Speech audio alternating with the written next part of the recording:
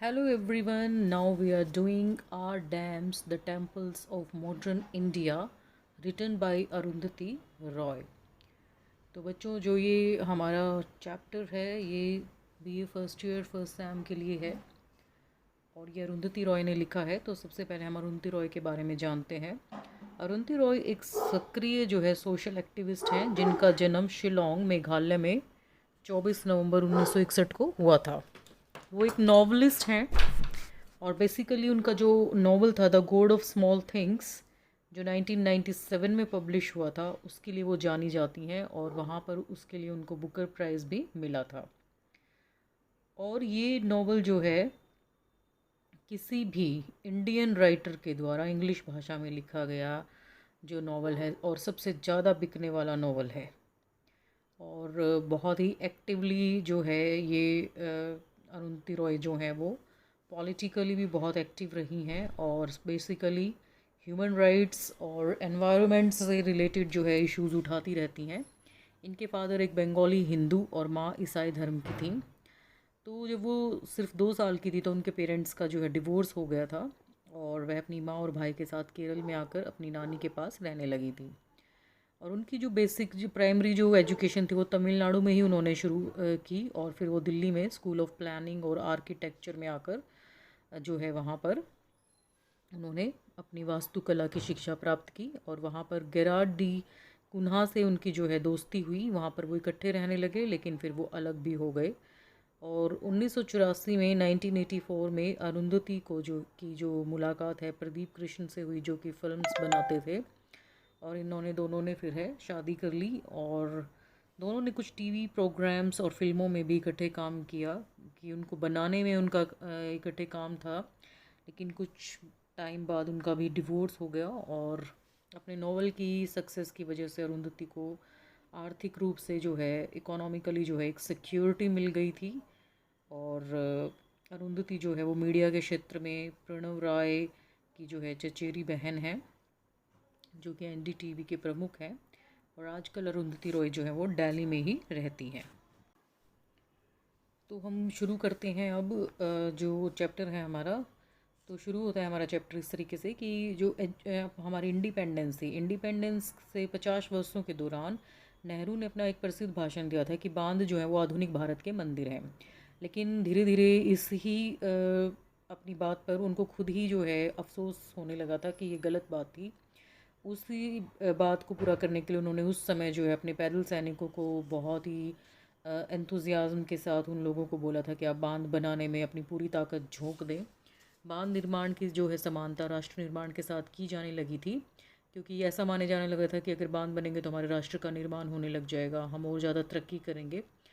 और उनके इस जोश मात्र से इस बात का पर्याप्त कारण बन गया कि व्यक्ति को संदेह होने लगा। उन्होंने केवल नए बांध और नई सिंचाई प्रणालियों का निर्माण किया बल्कि छोटी छोटी जो है अलग अलग टेक्निक्स का भी उन्होंने जो है यूज़ किया जो कि ग्रामीण क्षेत्रों में लोग यूज़ करते रहते हैं।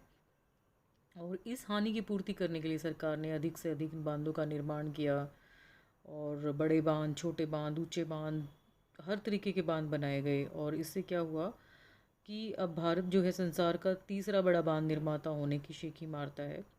और केंद्रीय जल आयोग के अनुसार जो है हमारे पास 3600 ऐसे डैम्स हैं जो बड़े डैम्स कहलाए जाने की विशिष्टता रखते हैं स्पेसिफिकली। और 3300 जो है वो हमारे इंडिपेंडेंस के बाद बनाए गए थे। लगभग 1000 जो है वो अभी भी अंडर कंस्ट्रक्शन है। फिर भी हमारी जनसंख्या के 5वें भाग के हिसाब से 20 करोड़ की जनसंख्या के पास सुरक्षित पेयजल नहीं है बांध बनाने के बावजूद। तो और जो बने हैं उनकी भी मौलिक रूप से जो है सफाई व्यवस्था नहीं हो पाती है। तो जो बड़े बांध थे बिग डैम से उनकी शुरुआत तो बड़ी अच्छी थी लेकिन अंत बुरा ही रहा। हर कोई शुरुआत में तो उसको पसंद करता था लेकिन धीरे धीरे क्या है कि लोगों को जो है समझ में आने लगा कि बांध जो है अच्छे हमारे एनवायरनमेंट के लिए बहुत अच्छे नहीं है। कुछ लोगों ने उस समय तो बांधों के विरोध में जो है आंदोलन भी किया और बहुत सारी कविताएं और लिटरेचर भी इस तरीके से सामने आया कि बांध नहीं बनने चाहिए। और इस तरीके से क्या है कि गरीबों को पानी, ज़मीन और सिंचाई छीनने के लिए भी धनी लोगों को उपहार में देने के लिए बांध जो है सरकारों द्वारा एक बहुत ही निर्लज्जतापूर्ण तरीका रहता है। और जो जलाशय हैं, जितने भी रिजर्वायर्स ऑफ वाटर हैं, वहाँ पर जो है बहुत सारी पॉपुलेशन को वो विस्थापित कर देते हैं कि उन लोगों को वहाँ से जाना पड़ता है। वो लोग बेघर बेसहारा हो जाते हैं। एनवायरनमेंट की दृष्टि से अगर हम देखें तो वो जो है यहाँ पर उनको बहुत ही दुख होता है और वो अपनी धरती को एक तरह से नष्ट कर देते हैं। और डैम्स बनने से क्या होता है, बाढ़ आती है, जल भराव हो जाता है और सॉल्टनेस जो है वाटर में वो इंक्रीज़ हो जाती है। इससे क्या होता है, डिजीज़ फैलते हैं। और ये प्रूव हो चुका है कि जो बड़े डैम्स हैं उसकी वजह से बहुत अर्थक्वेक्स आते हैं, बहुत ज़्यादा भूकंप आते हैं।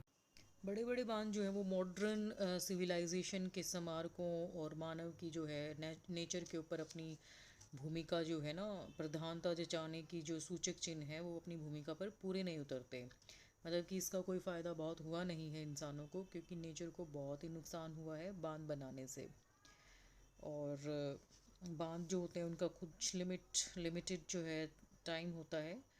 और यहाँ पर जो है हम ये कह सकते हैं कि जो बड़े बड़े बांध हैं उनका विज्ञापन करने के लिए सरकारें हमेशा बोलती रहती हैं कि ये राष्ट्रीय लाभ के लिए हैं। थोड़ी बहुत तो पीड़ा लोगों को उठानी पड़ती है, जो लोग वहाँ रहते हैं उनको, क्योंकि उनको अपनी जगह छोड़कर जानी पड़ती है। और इन सभी कारणों की वजह से जो जितने भी समृद्ध और धनी राष्ट्र हैं वो बांध बनाने का धंधा जो है वो बहुत ही मुसीबत में है, क्योंकि इससे लोगों को समझ में आने लगा है कि इट इज़ अगेंस्ट नेचर। और इसलिए विकास सहायता के नाम पर जो भी जितने भी गरीब देश हैं वहाँ पर जो है क्या किया जा रहा है, उन देशों के तीसरे संसार को निर्यात किया जा रहा है। उनके दूसरे कबाड़ के साथ साथ, जैसे कि पुराने हथियार, जीवन काल पूरा कर चुके विमान वाहक और प्रतिबंधित कीटनाशक। तो इस तरीके की चीज़ें जो हैं बहुत ज़्यादा चलन में हैं, जो कि डैम बिल्डिंग इंडस्ट्री जो है वो ख़तरे में है, क्योंकि लोगों को समझ आ गया है कि ये हमारे अगेंस्ट है, ये हमारे लिए फ़ायदे के का सौदा नहीं है। तो इस तरीके से जो है जितना भी फर्स्ट वर्ल्ड का जो ट्रबल है, मतलब कि जितना भी उनका कूड़ा कबाड़ा है, वो निर्धन देशों में जो है एक्सपोर्ट कर दिया जाता है किसी ना किसी नाम पर कि हम आपकी सहायता कर रहे हैं, हम आपको ये एयरक्राफ्ट दे देंगे, हम आपको ये चीज़ दे देंगे। और जितने भी कीटनाशक होते हैं, जो स्प्रेज एक पर्टिकुलर कंट्री में जो डेवलप्ड हो जाती है वहाँ पर अगर बैन हो जाते हैं तो वो गरीब देशों को निर्यात कर देते हैं। और गरीब देशों में लोग क्या हैं, उनको वो इतनी नॉलेज नहीं होती, क्योंकि उसका इतना एडवर्टीज़मेंट कर दिया जाता है कि ये बहुत अच्छे हैं, बहुत अच्छे हैं, और वहाँ निर्यात करके वो उससे पैसा भी कमा लेते हैं और निजात भी पा लेते हैं। तो ये था और dams the temples of modern India.